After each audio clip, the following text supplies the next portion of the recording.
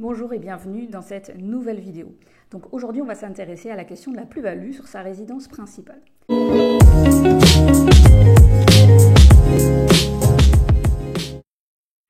Bonjour et bienvenue sur la chaîne PMC Expertise Comptable. Tout d'abord donc n'hésitez pas à vous abonner pour recevoir les notifications de toutes nos nouvelles vidéos. Donc sur la chaîne PMC Expertise Comptable, on parle d'immobilier, d'investissement locatif, mais également d'entrepreneuriat. Donc aujourd'hui, on va s'intéresser à une question qui est vraiment très importante. Lorsque l'on souhaite revendre sa résidence principale, il s'agit de l'exonération de la plus-value liée à la vente de sa résidence principale. Donc vous avez peut-être en effet entendu parler de cette règle.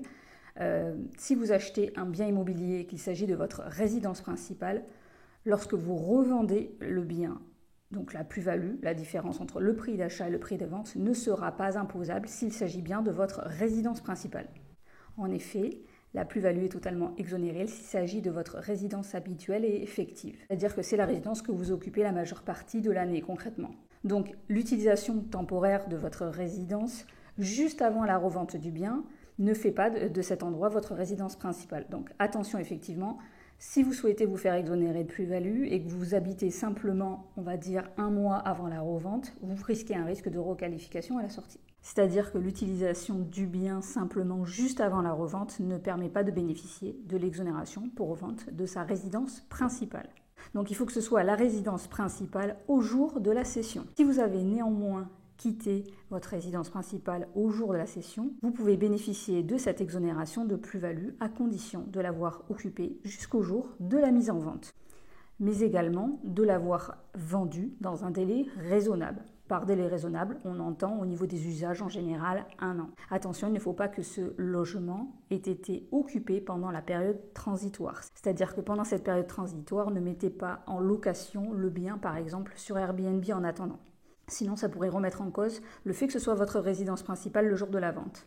Donc, une chose importante également, il existe un autre cas d'exonération de la plus-value lors de la revente d'un bien qui n'est pas sa résidence principale. Il existe en effet un cas d'exonération lorsqu'il s'agit d'une première revente de biens autre que sa résidence principale. Donc cette plus-value peut être donc exonérée dans ce cas-là sous condition. Donc il ne faut pas que vous soyez propriétaire de votre résidence principale directement ou de manière interposée, par exemple via une SCI, au cours des 4 dernières années. La deuxième condition pour être exonéré de la plus-value, c'est de réemployer le prix de vente du bien au profit d'un bien que vous allez acheter et qui va constituer votre résidence principale, et ce, dans les 24 mois à compter de la cession. Alors la question est, si jamais effectivement vous réemployez simplement une partie du prix de vente de votre résidence principale, dans ce cas-là, l'exonération sera partielle et à proportion du prix de vente réemployé. Attention dans ce cas-là, pour bénéficier d'une exonération de plus-value, autre là que sa résidence principale, il existe une case à remplir au niveau de sa déclaration personnelle d'impôt sur le revenu lorsqu'au mois de mai, vous allez réaliser votre déclaration personnelle. Il existe donc une case sur laquelle vous allez noter l'exonération totale ou partielle de la plus-value. Si vous avez des questions, n'hésitez pas à les poster en commentaire de cette vidéo. On se retrouve très bientôt pour une nouvelle vidéo sur la chaîne PMC Expertise Comptable.